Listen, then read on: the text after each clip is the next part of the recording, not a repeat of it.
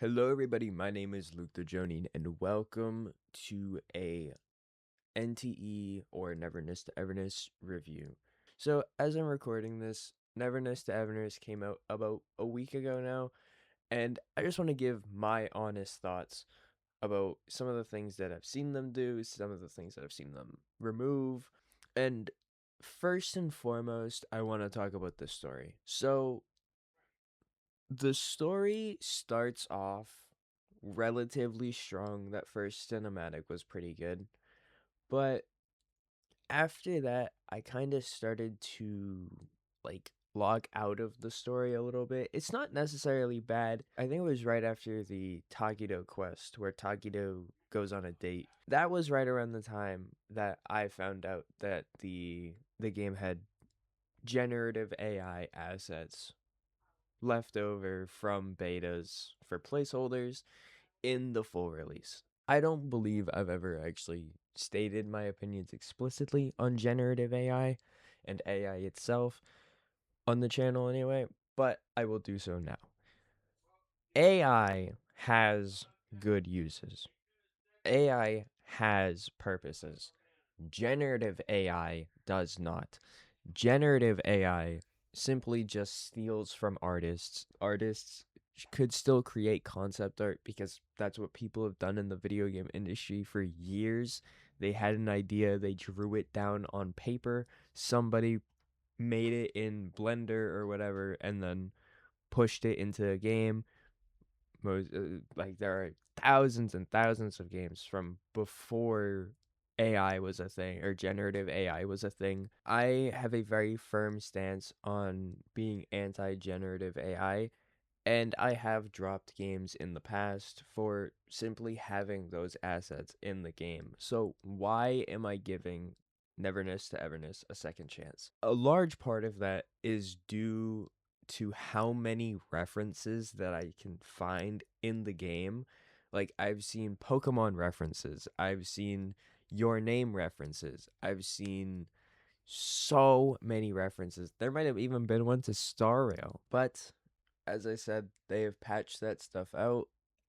Do I think we should forget about that issue? No, I think it is important to recognize that at one point in time, placeholder assets from betas did end up making it into the full release. And yes, that stuff was AI generated. So, moving on from the AI stuff, I want to talk about the story. The story for a large part of the middle section of 1.0 felt kind of disconnected from each other.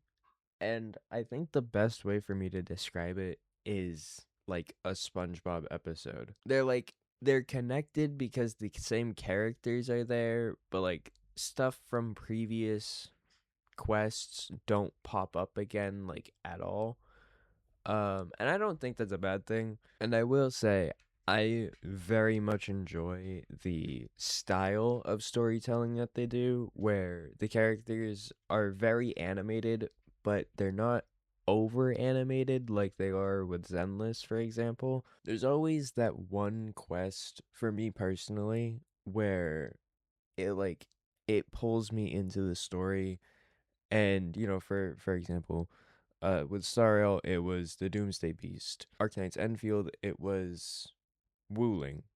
Like the start of Wooling. Unfortunately, I had to get through the entirety of what they released in 1.0 story-wise before I found that quest that really pulled me in. I think that story was actually very interesting, and I hope that they do more stuff with that. Um, the more jokey, funny sense of humor stuff, that's fine. I don't mind that at all. I actually like that. Um, but I do hope that they can bring back that horror aspect a little bit more in the main story anyway, because I know that there's been a few side quests I've done where it's like actually pretty scary. There was, I don't know if I have a clip of it, but there was one where I was like in a school and there were weeping angels. So I hope that they can implement more stuff like that into the main story anyway. Because I think that's really interesting, and I would like to see a gotcha game explore that. And I want to talk about side quests a little bit more real quick as well. I do like most of the side quests because a lot of them just revolve around like going and hunting anomalies or finding anomalies. There was also a very obvious Infinite Castle reference in one of those side quests, which I thought was really cool. Some side quests also give you the free S ranks for the standard characters, which is also really good. So, next, I want to talk about the gacha and the monetization a little bit. How the gacha works is it's a board game, like when you're pulling on the banner, it's a board game, and at 90 pulls, you are guaranteed the rate up character. So if you hit a hard pity, there's no losing your 50-50 at hard pity. There's nothing like that. It's just you get the character at 90 pity. So first things first, I really do like the uh the guarantee being at 90 pity. The only thing that worries me about that is having no 50-50 sometimes means that there's a catch. So we'll have to see how generous this game is with its pull currency. So far, it seems pretty generous, but it is also 1.0, so it's a little bit inflated. So the other monetization model that they have is they sell skins.